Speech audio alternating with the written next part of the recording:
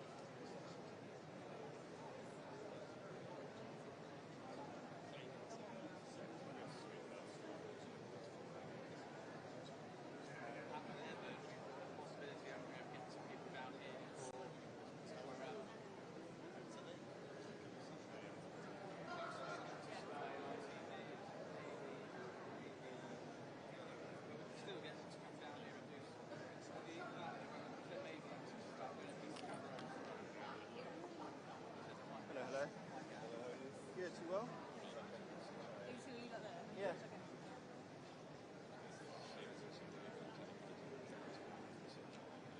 there lots of nice interference in here with all this kind of stuff? That's weird. Right, so what else have big magnets on my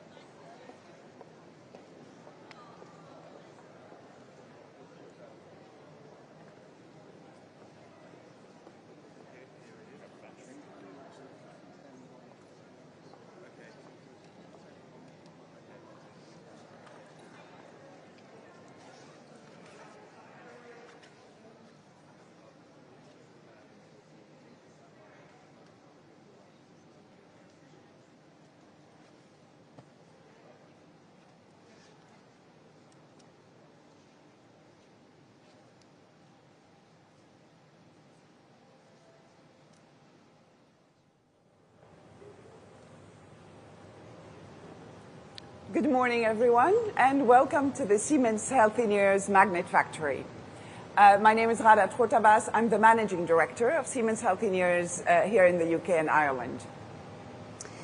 We are a global leader in medical technology with over 70,000 dedicated employees around the world, united by one common goal: to improve healthcare and make a difference to the lives of people everywhere.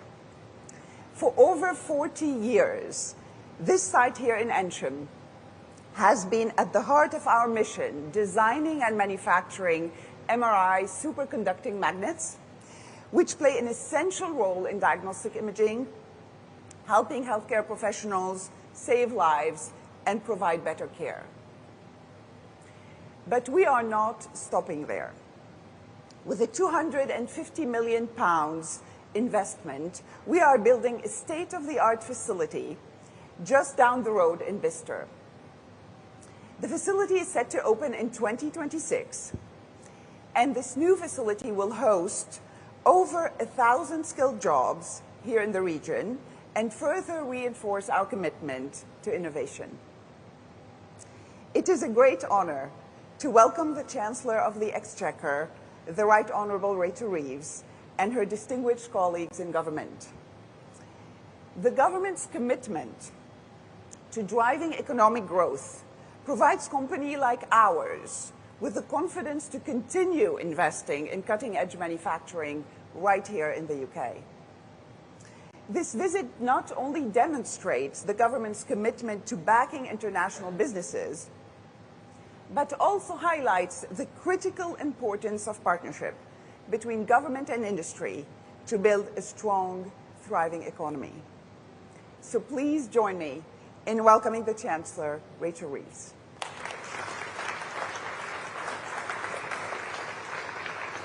Welcome. Thank you very much, everybody. Thank you, Rada.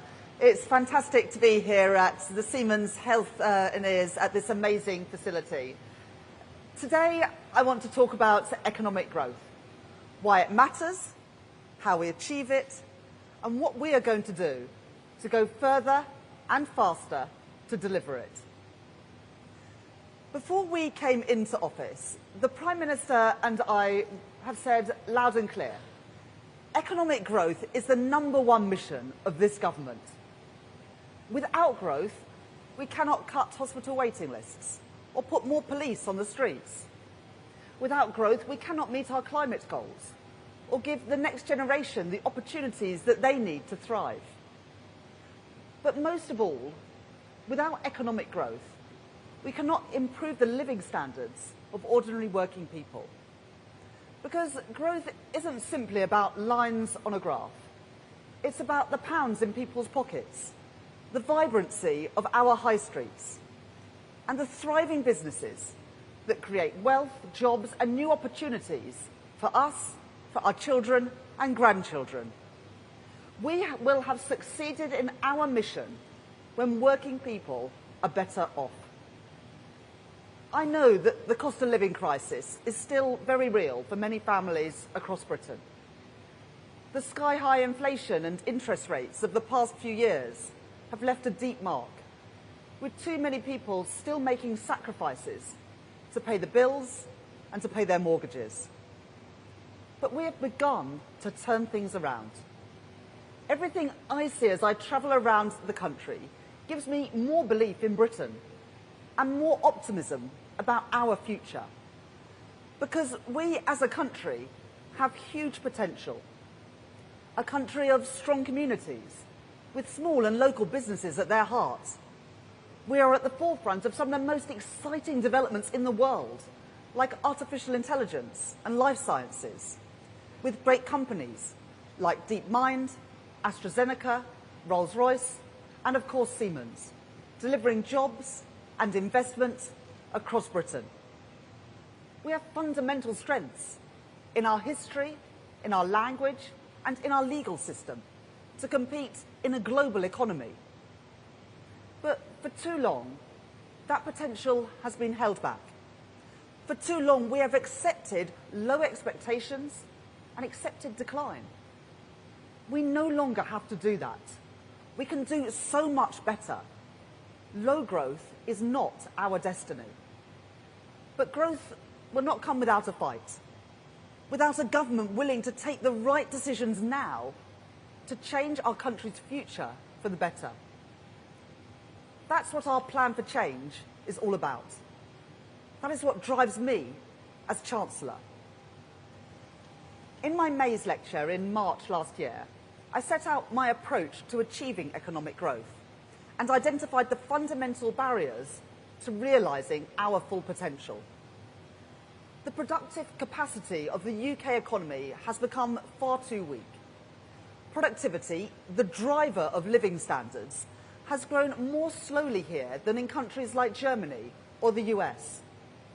The supply side of our economy has suffered due to chronic underinvestment and stifling and unpredictable regulation, not helped by the shocks that we have faced in recent years. For too long, politicians have lacked the courage or the strength to confront these challenges. When presented with a choice, they have not prioritised growth. Instead, they have accepted the status quo. And they have been the barrier, not the enablers of change. At the election, people voted for a whole new approach, and that is what I am determined to deliver. The strategy that I have consistently set out is to grow the supply side of our economy, recognising that first and foremost, it is businesses, investors and entrepreneurs who drive economic growth. A government that systematically removes barriers that they face, one by one, and has their back, is the solution to our challenges. This strategy has three elements. First, stability. Stability in our politics, our public finances, and our economy. The basic condition for secure economic growth. Second, reform. Reform which makes it easier for businesses to trade, to raise finance, and to build. And third, investment, the lifeblood of economic growth. Let me explain each of those in turn. Stability. The first line of our manifesto was a promise to bring stability back to our public finances. It is the rock upon which everything else is built, and it is an essential foundation in our plan for change. Because economic stability is the precondition for economic growth. That's why the first piece of legislation that we passed as a government was the Budget Responsibility Act, so that never again can we see our independent forecasters sidelined, and never again will we see a repeat of the Liz Truss mini-budget, which sent borrowing costs and mortgage rates spiralling for families and for businesses. At my first budget in October, it was my duty as Chancellor to fix the foundations of our economy and repair the public finances that we inherited, to restore stability and create the conditions for growth and investment. I set out new fiscal rules, which are non-negotiable and will always be met. We began to rebuild our NHS and our schools, the start of a programme of public service reform. I capped the rate of corporation tax, and I extended our generous capital allowances for the duration of this Parliament, as the CBI and the BCC have called for. And I protected working people after a cost of living crisis by freezing fuel duty with no increases in their national insurance, income tax or VAT. But taking the right decisions and the responsible decisions does not always mean taking the easy decisions. The increase in employers' national insurance contributions has consequences on business and beyond. I said that up front in my budget speech. I accept that there are costs to responsibility. But the costs of irresponsibility would have been far higher. Those who oppose my budget know that too. That is why, since October, I've seen no alternative put forward by the opposition parties. No alternative to deal with the challenges that we face. No alternative to restoring economic stability.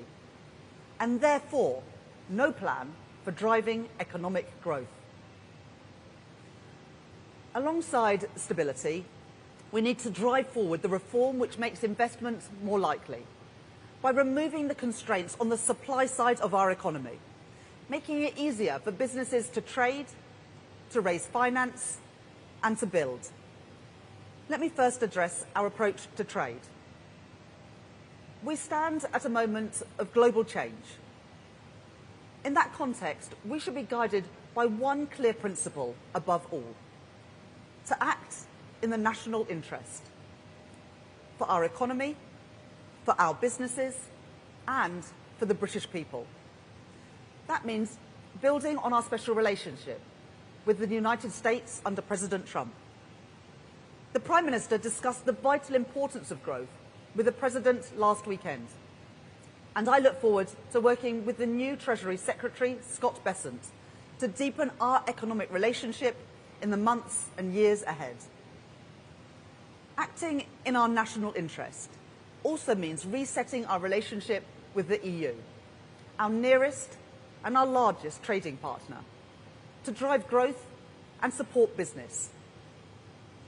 We are pragmatic about the challenges that we have inherited from the last government's failed Brexit deal, but we are also ambitious in our goals.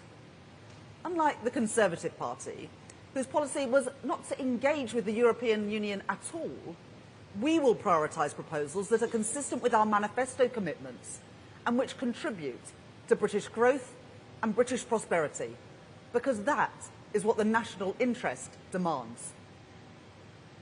Our approach to trade also means building stronger relationships with fast-growing economies all around the world. That is why I led a delegation to China for the first economic and financial dialogue since 2019, alongside world-leading financial services businesses, including HSBC, Standard Chartered and Schroders, unlocking £600 million of tangible benefits for the UK economy. And I am pleased to confirm that the Business and Trade Secretary will shortly visit India to restart talks on the free trade agreement and bilateral investment treaty that the last government failed to deliver. Our businesses can only realise these opportunities if they can recruit the skilled staff that they need. So we are reforming our employment system to create a national jobs and careers service. We have created Skills England to meet the skills of the next decade in sectors like construction and engineering. And we will deliver fundamental reform of our welfare system. That includes looking at areas that have been ducked for too long, like the rising cost of health and disability benefits. And the Secretary of State for Work and Pensions will set out our plans to address this ahead of the spring statement. Next, the immigration white paper. That will bring forward concrete proposals to bring the overall levels of net migration down. But we know that the UK is in an international competition for talent in vital growth sectors. That is why last week I set out plans for attracting global talent to Britain. We will look at the visa routes for very highly skilled people, so the best people in the world choose the UK to live, work and create wealth, bringing jobs and investment to Britain. To help businesses access the finance and support they need to grow, we have delivered significant reforms to provide greater flexibility for firms and founders to raise finance on UK capital markets by rewriting our listing rules. In my Mansion House speech, I announced a series of reforms to our pension system, including the creation of larger consolidated funds, which have much greater capacity to invest in high-growth British companies at the scale that we need them to. The consultation on these reforms is already complete, and the final report will be published in the spring. Yesterday, we confirmed that we have plans to go further, whilst always protecting the important role that pension funds play in the gilt market. We will introduce new flexibilities for well-funded defined benefit schemes to release surplus funds where it is safe to do so, generating even more investment into some of our fastest growing industries. I know too that businesses are held back by a complex and unpredictable regulatory system, and that is a drag on investment and innovation. We have already provided new growth-focused remits to our financial service regulators.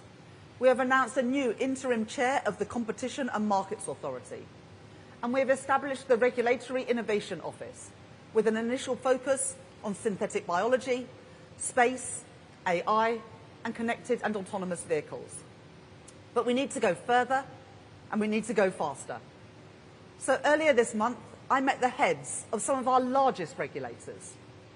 They have already provided a range of options to drive growth in their sectors and proposals for how they can be more agile and responsive to businesses. And we will publish that final action plan in March to make regulation work much better for our economy. To get Britain building again, we have delivered the most significant reforms to our planning system in a generation. I have been genuinely shocked about how slow our planning system is, by how long it takes to get things done. Take the decision to build a solar farm in Cambridgeshire, a decision that the Energy Secretary took only a few weeks into the job in July, but which had first come to government's attention in 2021. It's ridiculous. The Deputy Prime Minister now has already driven significant progress across government in addressing these issues. My colleagues have determined 30 major planning decisions in just 6 months, including for airports, data centres and major housing developments. We have significantly raised housing targets across the country and made them mandatory so that we can build 1.5 million homes in this Parliament. We have reformed decades-old green belt policies, making it easier to build on the grey belt land around our major cities. And we have opened up our planning system to build new infrastructure, like onshore wind farms or data centres driving the AI revolution. Having listened closely to calls from business groups, like the Institute of Directors and businesses across our economy about the need to speed up infrastructure delivery, including Mace, Skanska and Arup, who are here today, and members of our British Infrastructure Task Force, like Lloyds, BlackRock and Phoenix, we have now set out plans to go even further. Last week, we confirmed our priorities for the Planning and Infrastructure Bill, to rapidly streamline the process for determining applications, to make the consultation process far less burdensome, and to fundamentally reform our approach to environmental regulation. The problems in our economy, the lack of bold reform that we have seen over decades, can be summed up by a £100 million bat tunnel built for HS2. The type of decision that has made delivering major infrastructure in our country far too expensive and far too slow. So we are reducing the environmental requirements placed on developers when they pay into a nature restoration fund that we have created, so they can focus on getting things built and stop worrying about the bats and the newts. And to build our new infrastructure, like nuclear power plants, train lines and wind farms more quickly, we are changing the rules to stop blockers getting in the way of development through excessive use of judicial review. This bill, the Planning and Infrastructure Bill, is a priority for this government. It will be introduced in the spring, and we will work tirelessly in Parliament to ensure its smooth, speedy and rapid delivery. By providing a foundation of economic stability and by delivering the reforms needed to make it easier for businesses to succeed and grow, we will create the right conditions to increase investment in our economy, the final key element of our strategy. Investment and innovation go hand in hand. I want to see the sounds and the sights of the future arriving, delivered by amazing businesses like Wave and Oxford Nanopore. They are the future, and Britain should be the best place in the world to be an entrepreneur. That is why we protected funding for research and development, and it is why one of the first decisions that I made as Chancellor was to extend the Enterprise Investment Scheme and the Venture Capital Trust schemes for a further 10 years to get more investment into new companies, driving their innovation and growth. I am determined to make Britain the best place in the world to invest. That was my message in Davos last week. That ambition demands action. The International Investment Summit that we hosted in October delivered £63 billion of investment right across our country. From Iberdrola, doubling its investment in clean energy in places like Suffolk. Blackstone investing £10 billion in a data centre in Northumberland. And Erin Holdings investing £1 billion in advanced manufacturing in North Wales. While the lifeblood of growth is business investment, a strategic state has a crucial role to play. That is why we established the National Wealth Fund, to create that partnership between business, private investors and government to invest in the industries of the future, like clean energy. Today, I can announce 2 further investments by the National Wealth Fund. First, a £65 million investment for Connected Curb to expand their electric vehicle charging network across the UK. And second, a £28 million equity investment in Cornish Metals, providing the raw materials to be used in solar panels, wind turbines and electric vehicles, supporting growth and jobs in the southwest of England. There is no trade-off between economic growth and net zero. Quite the opposite. Net zero is the industrial opportunity of the 21st century, and Britain must lead the way. That is why we will publish a refreshed carbon budget delivery plan later this year, which alongside the spending review will set out our plans to deliver Carbon Budget 6. Today, I can also announce that we are removing barriers to deliver 16 gigawatts of offshore wind by designating new marine protected areas to enable the development of this technology in areas like East Anglia and Yorkshire, crowding in up to £30 billion of investment in homegrown clean power. And there's more. Our industrial and manufacturing base, represented brilliantly by Make UK, have been banging their heads against the wall for years at the lack of a proper industrial strategy from government. That is why we have launched our modern industrial strategy to drive investment into the industries that will define our success in the years ahead. We have already provided funding to unlock investment in sectors like aerospace, automotives and life sciences. And we have set out reforms to boost financial services, the AI sector and our brilliant creative industries. We are not wasting any time, and we will move forward with the next steps of the industrial strategy ahead of its publication in the spring. We will work with the private sector to deliver the infrastructure that our country desperately needs. This includes the Lower Thames Crossing, which will improve connectivity at Dover, Felixstowe and Harwich, alleviating severe congestion as goods destined to export come from the North and the Midlands and across the country to markets overseas. To drive growth and to deliver value for money for taxpayers, we are exploring options to privately finance this important project. And we have changed course on public investment too, with a new investment rule to ensure that we don't just count the costs of investment, we count the benefits too. We are now investing 2.6% of GDP on average over the next 5 years, compared to 1.9% planned by the previous government, delivering an additional £100 billion of growth-enhancing capital spending, which catalyses private sector investment in more housing, better transport links, and clean energy. These are significant steps in just 6 months, and we are seeing some encouraging signs in the British economy. The IMF have upgraded our growth prospects for 2025, the only G7 country outside the US to see this happen.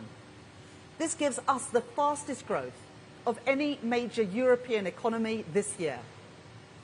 And a global survey of CEOs by PwC has shown that Britain is now the second most attractive country in the world for businesses looking to invest. The first time that the UK has been in that position for 28 years. This is all welcome news, but there is still more that we can and we will do. I am not satisfied with the position that we are in. While we have huge amounts of potential, the structural problems in our economy run deep, and the low growth of the last 14 years cannot just be turned around overnight. This has to be our focus for the duration of the Parliament, because the situation demands us to do more. And today I will go further and faster in kick-starting economic growth. Our mission to grow the economy is about raising living standards in every single part of the United Kingdom.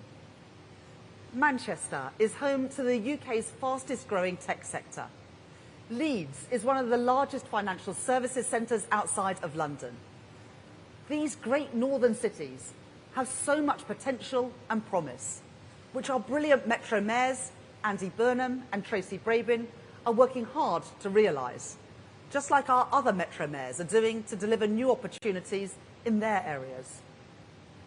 And there is so much more that government can do to support our city regions. To achieve this requires greater focus on two key areas: infrastructure and investment. If we can improve connectivity between towns and cities across the north of England, we can unlock their true growth potential by making it easier for people to live, travel and work across the area. At the budget, I set out funding for the Transpennine route upgrade, a multi-billion-pound programme of improvements that will connect towns and cities from Manchester to York via Staley Bridge, Leeds and Huddersfield. We are delivering railway schemes to improve journeys for people across the north, including upgrades at Bradford Forster Square and by electrifying the Wigan to Bolton line. We are committed to supporting the delivery of a new mass transport system in West Yorkshire. And in spring, we will publish the spending review and a 10-year infrastructure strategy, which will set out further detail of our plans for infrastructure investment right across the UK. New transport infrastructure can also act as a catalyst for new housing. We have already seen the benefits that unlocking untapped land around stations can deliver in places like Stockport, where joint work, spearheaded by Andy Burnham and council leaders, has delivered new housing and wider commercial opportunities. We will introduce a new approach to planning decisions on land around stations, changing the default answer to yes. We are working with the devolved governments to ensure the benefits of growth can be felt across Scotland, Wales and Northern Ireland, including by partnering with them on the industrial strategy to support their considerable sectoral strengths. And in December, I met with Metro mayors from across England. They told me that more opportunities for investment are vital if their local economies are to grow in the years ahead. We are listening closely to them. As the Metro Mayor of Liverpool, Steve Rotherham, has called for, we will review the Green Book and how it is being used to provide objective, transparent advice on public investment across the country, including outside London and the South East. This means that investment in all regions is given a fair hearing by the Treasury that I lead. The Office for Investment is going to be working hand in hand with local areas to develop a commercially attractive pipeline of investment opportunities for a global audience, starting with the Liverpool City region and the North East Combined Authority, led by Kim McGuinness. The National Wealth Fund is establishing strategic partnerships to provide deeper, more focused support for city regions, starting in Glasgow, West Yorkshire, the West Midlands, and Greater Manchester. We are supporting key investment opportunities across the UK. The government is also backing Andy Burnham's plans for the redevelopment of Old Trafford, which promises to create new housing and commercial development around a new stadium to drive regeneration and growth in the area. We are moving forward with the Wrexham and Flintshire Investment Zone, focusing on the area's strengths in advanced manufacturing, backed by major businesses like Airbus and JCB, to leverage £1 billion of private investment in the next 10 years, creating up to 6,000 jobs. The last government stood by as Doncaster Sheffield Airport was closed by its owner, despite the overwhelming support for it to stay open. It now sits idle, despite the potential to drive jobs and growth across the north. So I can announce today that we will work with Doncaster Council and the Mayor of South Yorkshire, Oliver Coppard, to support their efforts to recreate South Yorkshire Airport City as a thriving regional airport. And finally, I am pleased to announce a partnership between Prologis and Manchester Airport Group in the East Midlands, where the Metro Mayor, Claire Ward, is doing an excellent job growing the local economy there. Prologis and MAG will work together to build a new advanced manufacturing and logistics park at East Midlands Airport, unlocking up to £1 billion of investment and 2,000 jobs at the site. A major investment from a global business into our country, representing a huge vote of confidence in the East Midlands and in the UK. This is just the start of our work to get more investment into every nation and region of Britain. Next, I want to set out further detail for plans for the area we are in today. Oxford and Cambridge offer huge potential for our nation's growth prospects. Only 66 miles apart, these cities are home to two of the best universities in the world, and the area is a hub for globally renowned science and technology firms. This area has the potential to be Europe's Silicon Valley. To make that a reality, we need a systematic approach to attract businesses to come here and to grow here. At the moment, it takes 2.5 hours to travel between Oxford and Cambridge by train. There is no way to commute directly by rail from places like Bedford and Milton Keynes to Cambridge. And there is a lack of affordable housing right across the region. In other words, the demand is there, but there are far too many supply-side constraints on economic growth here. We are going to fix that. The Oxcam Arc was initially launched in 2003, over 20 years ago. But the project was then dropped by the previous government in 2021. We are not prepared to miss out on the opportunities any longer. So working with the Deputy Prime Minister, who is already driving forward vital work in the region, we are going further and faster to unlock the potential of the Oxford-Cambridge Growth Corridor. First, we are funding the transport links needed to make the Oxford-Cambridge Growth Corridor a success, including East-West Rail, with new services between Oxford and Milton Keynes starting this year, and road upgrades to reduce journey times between Milton Keynes and Cambridge. East-West Rail will also support vibrant new and expanded communities along the route. We have already received proposals for new towns along the new railway, with 18 submissions for sizable new developments. At Tempsford, the nexus of the East Coast Main Line, the A1 and East West Rail, we will move quicker to deliver a mainline station, meaning journey times to London of under an hour and to Cambridge in under 30 minutes when East West Rail is operational. Second, we are ensuring that the area has the right infrastructure and public services in place to support the growth corridor as it expands. A new Cambridge Cancer Research Hospital is being prioritised for investment as part of Wave 1 of the new hospital programme. Water infrastructure has also been a major hindrance to development in the region.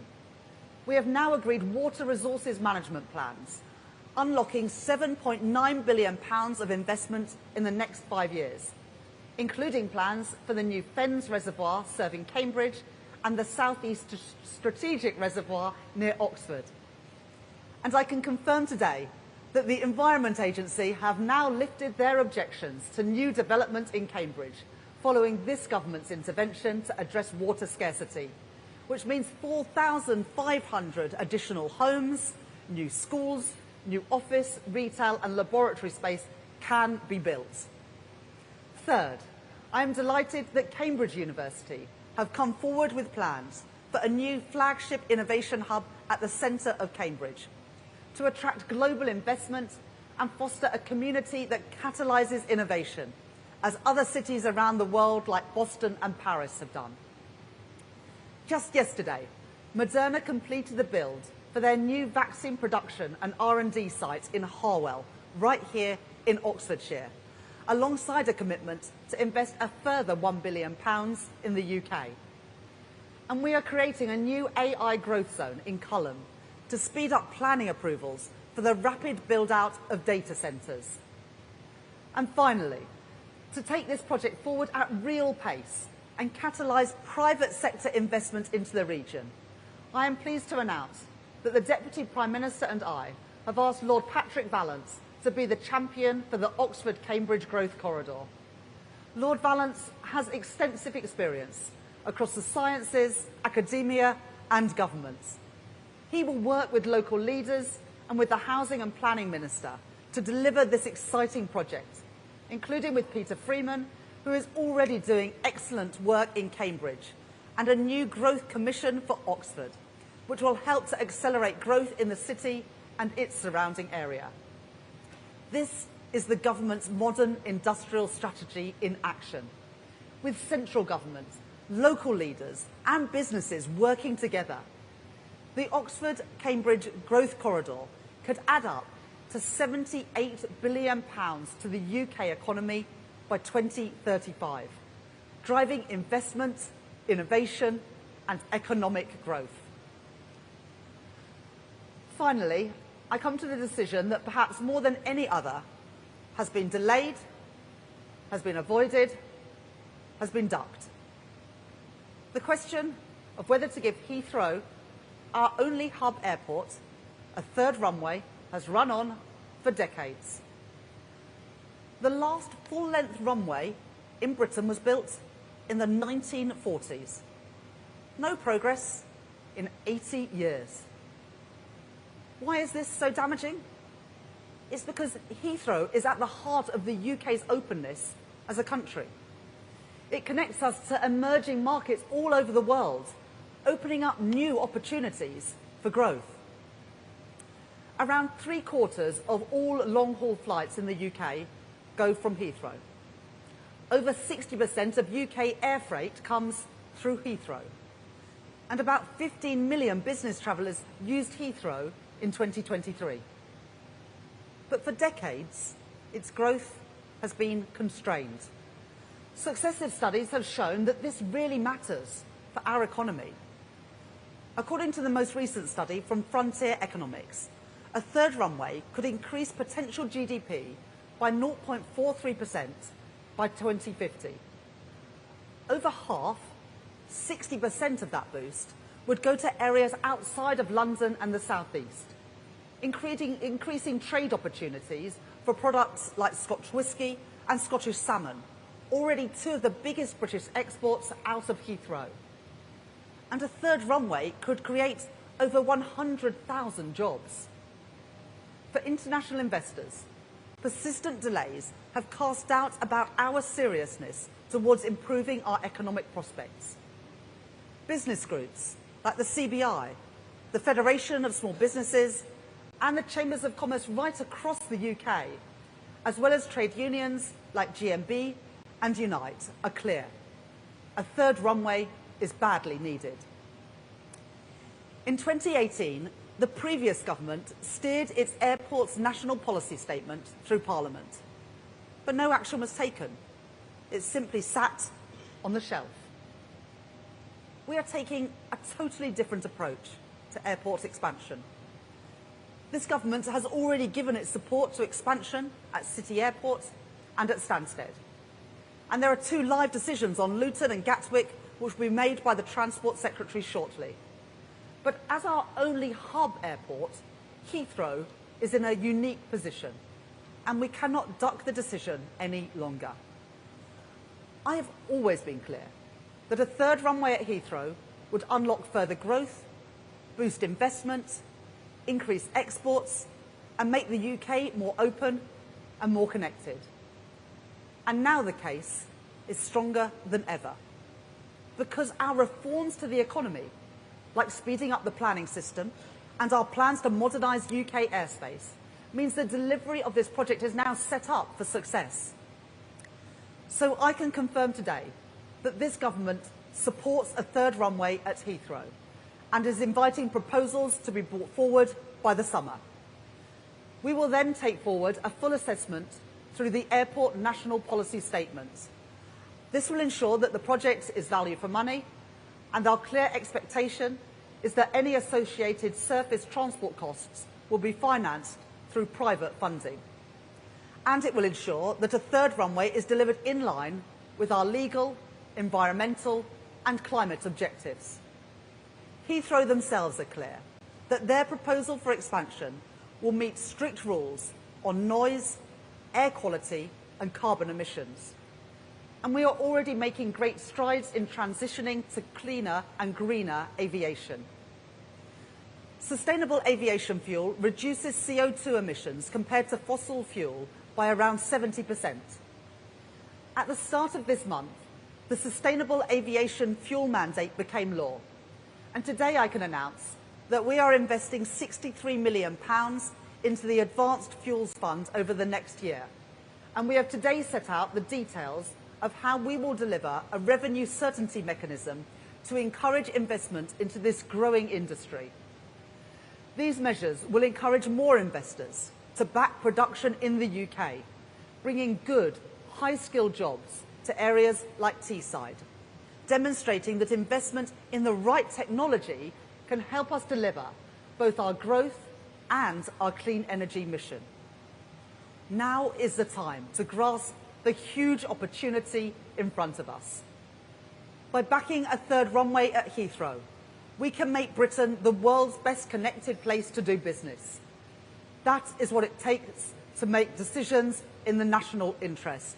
And that is what I mean by going further and faster to kickstart economic growth. The work of change has begun. We have already made great progress, but I am not satisfied, and I know that there is more to be done. We must go further and faster if we are to build a brighter future. And the prize on offer if we do this is immense. The next generation with more opportunities than the last. An engineer in Teesside, working in some of the most exciting industries of the future, from carbon capture to sustainable aviation fuel.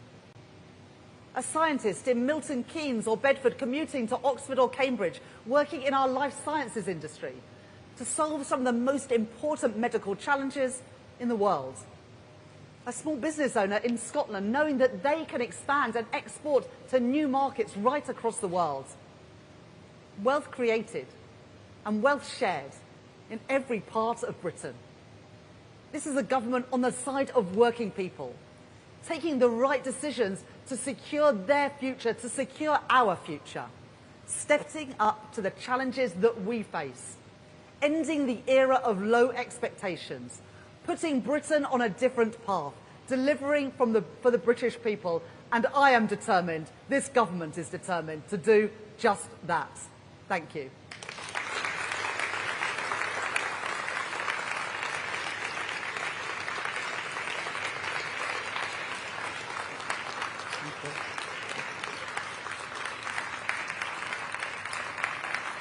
Thank you. I'll now take a number of questions. I'll start with Chris Mason from the BBC. Thank you, Chancellor. Chris Mason, BBC News. The scars in our economy run deep. We've had the pandemic, we've had conflict, we've had the financial crisis, as I say, and also the colossal shift of economic heft towards China and the East. What do you say to those who might say, is this anywhere near enough? When will we see cranes in the sky? And what happens if it doesn't work? Thank you. Well, we need to go further and faster, and the speech and the announcements that I set out today, whether it is the regional investment in places like Manchester or Leeds or Teesside, whether it is the Oxfam Arc growth corridor, which could be Europe's Silicon Valley, or indeed making Britain better connected with the third runway at Heathrow, shows that this is a government with ambition that is getting on and delivering. But one of the reasons why we need to expand Heathrow is that there are emerging markets and new cities around the world that we aren't connected to, because there aren't the slots at Heathrow or indeed any other airport to fly to. And similarly, the opportunities to export around the world only grow when other countries around the world grow their economies, and yet we don't have the opportunities to export there because we are constrained, our supply side capacity is constrained, because there hasn't been enough investment in our ports and our airports for too long. So we are turning that around. We are systematically, one by one, removing the barriers that have held back our growth performance for too long. Because you take those shocks that you mentioned, well, those shocks have affected countries all around the world. But every time one of them comes along, it seems to affect the UK more. And the impact of it lasts longer. So we've got to build a more secure and a resilient economy, and these investments, and cracking on with them. That's why it's different this time, because we're reforming the planning system. The Planning and Infrastructure Bill will be a priority for this government because it means that projects like the expansion of Heathrow, like East West Rail, like the new towns that we want to build, can happen at pace rather than taking decades, which I'm afraid has been our experience as a country for far too long. Next question from Ed Conway at Sky. Thank you, Chancellor. Lots of exciting plans today. By definition, though, some of them will take quite a long time to actually come to fruition, whether it's reservoirs or runways. So I just wonder, can you give us a sense of what are we looking to judge success here? What kind of metrics can we work out whether we're succeeding? Is it GDP? Is it GDP per capita? You had this plan to have the fastest growing economy in the G7. Does that still exist, or is it just living standards, which are important but not the same? Well, I agree with you, Ed, that these are exciting plans, and these are plans that are going to take our country forward. We said when we set out the plan for change that we want living standards for working people to improve. That's what we want people to see and experience and feel in their own pockets by the time that this Parliament comes to an end. And that's why we are trying to crack on with things. There's no point in announcing a third runway at Heathrow if you've got the same planning system that we have now, because it will take decades and people won't feel the benefit. There's no point in saying we're going to build 1.5 million homes. It's just talk, unless you reform the planning system.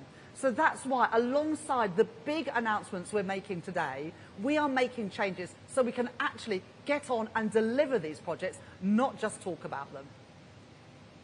Next question from Andy Bell at Channel 5. Thank you very much. Andy Bell, Channel 5 News. Chancellor, as you know, there are a lot of people in business who say the biggest barrier to growth are the taxes that you put on business at the budget. So, can you offer the possibility of any tweaks to what you levied in terms of taxes on business back in your budget? And can you rule out any further taxation on business in this Parliament? Well, I explained in my speech today why I had to make the decisions that I made. And, from the Conservatives, they want the extra money for public services, but they oppose any of the tax increases to fund it. They say they want the extra infrastructure, but they don't support the changes to the planning system to get things built. So I hear criticism of what we're doing, haven't heard any serious alternative. And when I became Chancellor, the first thing that I had to do was restore stability to our public finances. We know what happens when governments lose control of the public finances. We've experienced it in the last few years. And what happens is mortgage rates and interest rates go through the roof, costing families and business dearly. I will never play fast and loose with the public finances because it is ordinary people who pay the price. So I had to make some difficult decisions, but they were the right decisions in our national interest. And you can build no plan for growth that is not built on a rock of stability.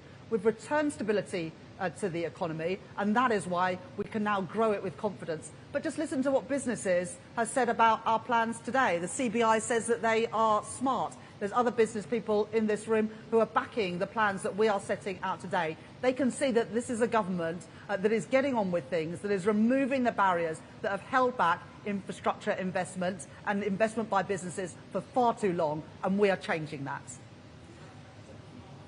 I'm not going to write 5 years' worth of budgets in the first 6 months of office, but that was a once-in-a-generation budget to fix the inheritance and to draw a line under the economic and fiscal mismanagement of the Conservatives.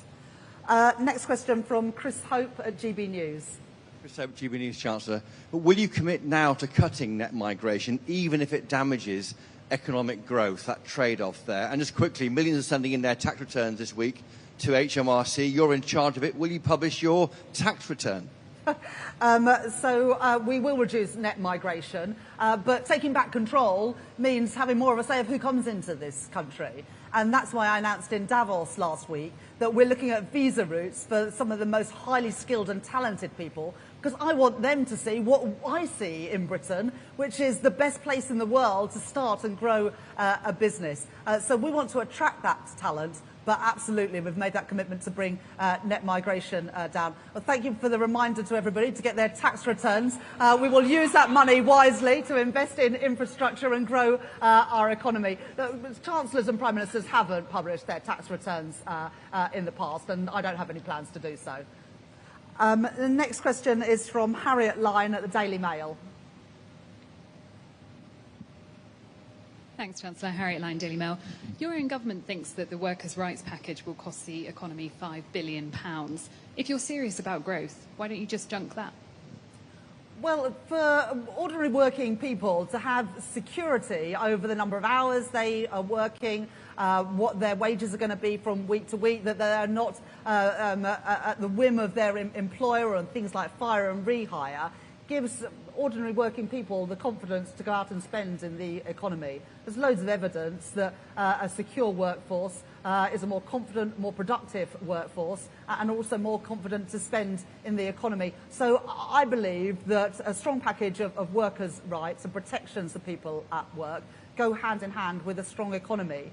But throughout the whole process of the Employment Rights Bill, Angela Rayner and Johnny Reynolds have worked closely with business to understand their concerns on things like the importance of having probation periods, for example, and the flexibility to take on workers during busy times, whether that's the holiday or Christmas. And the bill that we take through Parliament will reflect those concerns so that we get the balance right, supporting working people and supporting businesses. The next question is from Heather Stewart at The Guardian.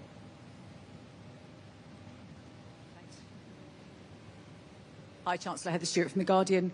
You've struck a very optimistic tone today. You've talked about the UK's upbeat economic prospects. Feels quite different to the tone you struck in your early months in power when you were really quite gloomy about the legacy that you'd been left and the state of the economy. Prime Minister even called a press conference to tell us that we were in an economic and a social black hole.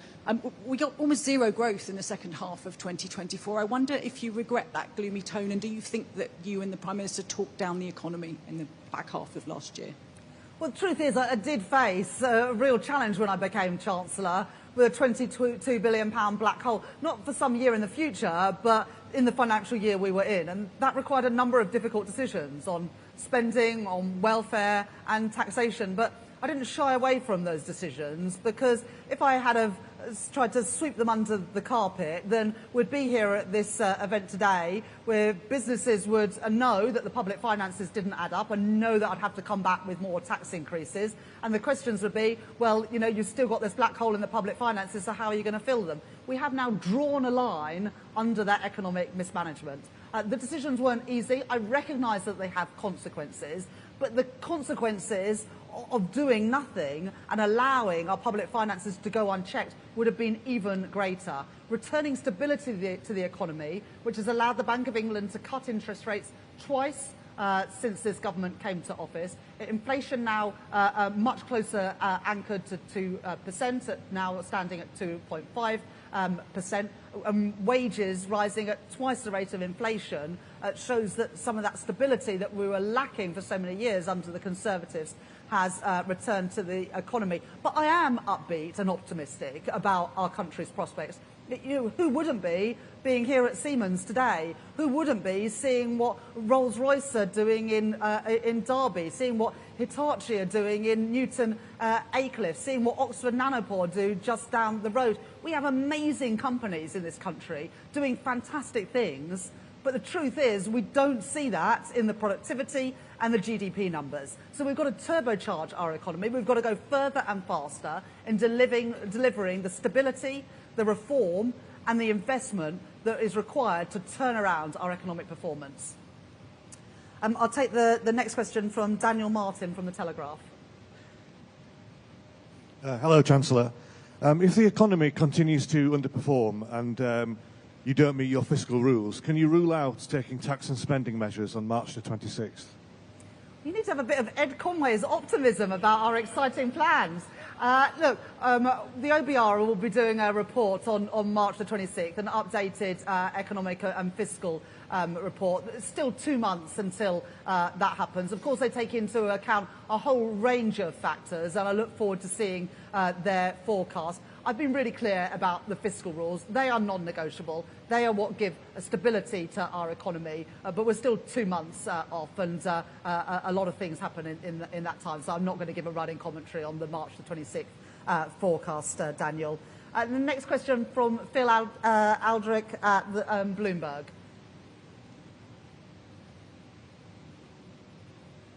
Thanks, Chancellor. You've set out a remarkable array of supply-side reforms, which are going to potentially have quite big effects over the long term. But in the short term, we've got the NICS rise coming up in April, which is an immediate drag on growth, potentially, from the point of view of businesses. Are you doing anything in the short term to address these growth-depressing facets? Well, the whole point about the reforms we're making are about enabling people to do things more quickly. So the regulatory reforms that we're making to put growth in the remit of our regulators, the planning reforms to make it easier to build things. And I've said to Heathrow, I want them to come forward with plans by the summer, and we want to have a development consent order come forward by the end of this Parliament, and we hope to be able to grant it in this Parliament. So we're not waiting for years into the future. We want to do things now to turn around the performance, and we want to give businesses and investors confidence that this is a country to start doing things, to start making things in again, because we are reforming how our economy works to make it easier for them to build the energy infrastructure, the transport infrastructure, the housing infrastructure, and the data centres that we need. And a combination of our regulatory reforms and our planning reforms mean that we don't have to wait for decades into the future. We can crack on and do those things now. I've got a bit of extra time, so I'll take a few more questions. Lady there on the side. Hi, thanks, Chancellor. Jessica Frankies from City AM. We've heard from regulators who are concerned about this deregulatory drive and say the optics are bad for international investment. Do you think regulators are on board with your plans? And do you think intervening in independent regulation is good for Britain? Well, it's up to the government to set the framework, but I think that businesses probably know what is best for international investment and into the UK. And what businesses, big and small, say to me all the time that a combination of the huge array of regulations the number of consultees that they have to consult, the judicial review process, but also the conflicting regulations and rules that you have from different regulators over the same entity or the same investment just creates confusion. And there's a lack of predictability in our regulators, which is bad for business and bad for our economy. So I won't apologise for wanting to reform how regulation works in Britain. If we're going to grow the economy, we need to reform the regulators too. They need to be part of this growth mission. I've been really pleased by many of the replies that we've had from the regulators, and I look forward to working with them to ensure that, yes, we have independent regulation, but that those independent regulators also focus on growth, because it's the number one mission of this government, and we've got a mandate to deliver it. Take a question from the lady there. Thank you, Chancellor. Sophie Huskinson from The Mirror. The inquiry into the Grenfell Tower fire found deregulation contributed to the 2017 tragedy. Are you worried that safety could be put at risk if you rip up planning rules and reduce regulation? Thank you.